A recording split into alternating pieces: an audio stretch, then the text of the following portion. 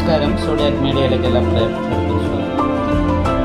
2026 December മാസം വരെയുള്ള അനിഴ നക്ഷത്രക്കാരുടെ നക്ഷത്രഫലം ഒന്ന് പരിശോധിച്ച് നോക്കുക. അനിഴ നക്ഷത്രം എന്ന് പറയുന്നത് വൃശ്ചികക്കൂറാണ്.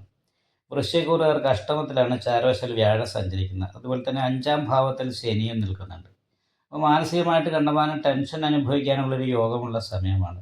പ്രത്യേകിച്ചും മാർച്ച്, ഏപ്രിൽ, മെയ് 3 മാസത്തേക്ക് വളരെ ശ്രദ്ധിക്കേണ്ട സമയമാണ്. ആ സമയത്ത് 4ാം ഭാവത്തിൽ പാപഗ്രഹങ്ങളുടേതായിരിക്കുന്ന യോഗം, ചതുർഗ്രഹ യോഗം വരും. അപ്പോൾ ഒരു പ്രവർജ്യ യോഗം വന്ന് കുടുംബ സംബന്ധമായിട്ട് കുറച്ച് കലഹങ്ങളും പ്രശ്നങ്ങളും, സ്വസ്ഥതക്കുറവ് പോലെയുള്ള കാര്യങ്ങളൊക്കെ ഉണ്ടാകാൻ സാധ്യതയുണ്ട്. അതുപോലെ കഴിഞ്ഞതിന് ശേഷം പിന്നീടത് ഈ ചതുർഗ്രഹങ്ങളും മീനൻ രാശിയിലേക്ക് വരും. മീനൻ രാശിയിലേക്ക് വരുമ്പോൾ അവിടെ അഗ്നിമാർദ്ദ യോഗം ചെയ്തിട്ടാണ് വരിക. ശനിയോട് ചേർന്നിട്ടാണ് ചൊവ്വ വരിക.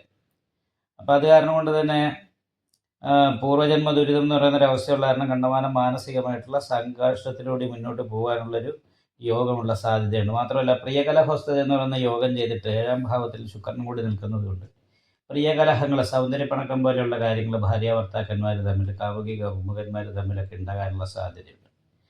അപ്പോൾ അതിനൊക്കെ പരിഹാരമായിക്കൊണ്ട് ശിവക്ഷേത്രത്തെ അഘോര പുഷ്പാഞ്ജലി, നെയ്വിളക്ക്, ഗണപതി ഹോമം, ശനീശ്വരൻ നീരാഞ്ജനം, ദേവി ക്ഷേത്രത്തിൽ ഗുരുതി പുഷ്പാഞ്ജലി, ഇത്രയും വഴിപാടുകളൊക്കെ മാർച്ച്, ഏപ്രിൽ, മെയ് 3 മാസത്തിലേക്ക് എല്ലാ മാസവും തുടർച്ചയായിട്ട് ചെയ്യുന്നത് നന്നായിരിക്കും. അതുമാത്രമല്ല, വ്യാഴപ്പഴമുള്ള കാരണം അഷ്ടമേ ഹരദോപാലിന്ന്.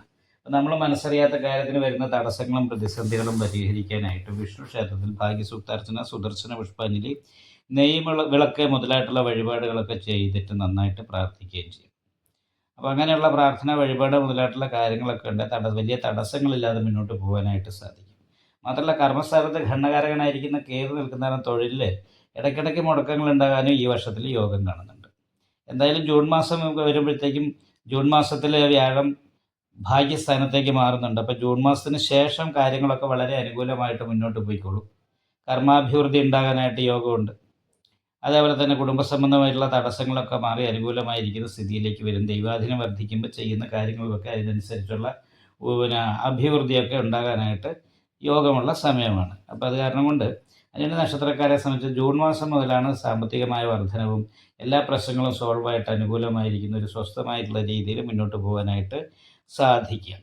അതിനോടൊപ്പം തന്നെ നവംബർ മാസത്തിൽ, അതായത് ഒക്ടോബർ 31-ാം തീയതിയോട് കൂടിയിട്ട് വ്യാഴത്തിന് വീണ്ടും ഒരു മാറ്റം വരുന്നുണ്ട്. വ്യാഴം വരുന്നത് ചിങ്ങൻ രാശിയിലേക്കാണ്. അപ്പോൾ ചിങ്ങൻ രാശിയിലേക്ക് വ്യാഴം വരുമ്പോൾ 10ാം ഭാവത്തിലേക്ക് വ്യാഴം വരും. അപ്പോൾ അത് കാരണം കൊണ്ട് തന്നെ നവംബർ മാസം മുതൽ കർമ്മസംബന്ധമായിട്ട് കുറച്ച് തടസ്സങ്ങൾ, പ്രതിസന്ധികൾ ഉണ്ടാകാൻ, തൊഴിലുമായിട്ട് ബന്ധപ്പെട്ട് സാമ്പത്തിക ഞെരുക്കം പോലെയുള്ള വിഷയങ്ങൾ പ്രത്യേകമായിട്ട് ഉണ്ടാകാനായിട്ട് സാധ്യതയുള്ളതുകൊണ്ട് ശ്രദ്ധിക്കുക. അതേപോലെ തന്നെ നല്ല ഉദ്ദേശത്തോടുകൂടി സംസാരിച്ചാലും കേൾക്കുന്നവർക്ക് അപ്രിയമായിട്ട് തോന്നുകയും സംസാര സംബന്ധമായിട്ട് ശത്രുത പോലെയുള്ള വിഷയങ്ങൾ ഉണ്ടാകാനും സാധ്യതയുള്ള സമയം കൂടിയാണ്. അത് ശ്രദ്ധിക്കണം. കാലിൻ്റെ മുട്ടിന് വേദന പോലെയുള്ള കാര്യങ്ങൾ, ഞരമ്പ് സംബന്ധമായിട്ട് മുട്ടുവേദന, കൈകൾക്ക് വേദന, ഇങ്ങനെ ശാരീരികമായിട്ടുള്ള അസ്വസ്ഥതകൾ ഉണ്ടാകാനും ഞരമ്പ് സംബന്ധമായിട്ടുള്ള മറ്റ് രോഗങ്ങൾ കൊണ്ടുള്ള മാനസിക ടെൻഷൻ അനുഭവിക്കാനും യോഗമുള്ള ഒരു സമയം കൂടിയാണ്. അപ്പോൾ അത് കാരണം കൊണ്ട് തന്നെ പരിഹാരമായിട്ട് ക്ഷേത്ര ദർശനം നടത്തുക എന്നുള്ളതും നല്ല പ്രാർത്ഥന ഉണ്ടാകണമെന്നുള്ളതുമാണ് യോഗം. നിങ്ങൾക്ക് ഈ വീഡിയോ ഇഷ്ടപ്പെട്ടാൽ ലൈക്ക് ചെയ്യുക, നിങ്ങളുടെ അഭിപ്രായങ്ങൾ കമൻറ്റ് ചെയ്യാം. ജ്യോതിഷവുമായി ബന്ധപ്പെട്ട കൂടുതൽ കാര്യങ്ങൾ അറിയാൻ ഈ ചാനൽ സബ്സ്ക്രൈബ് ചെയ്യുക. ഞങ്ങളുടെ ഓൺലൈൻ കൺസൾട്ടൻസി നമ്പർ താഴെ ഡിസ്ക്രിപ്ഷൻ ബോക്സിൽ കൊടുത്തിട്ടുണ്ട്. ആവശ്യമുള്ളവർക്ക് കോൺടാക്റ്റ് ചെയ്യാവുന്നതാണ്.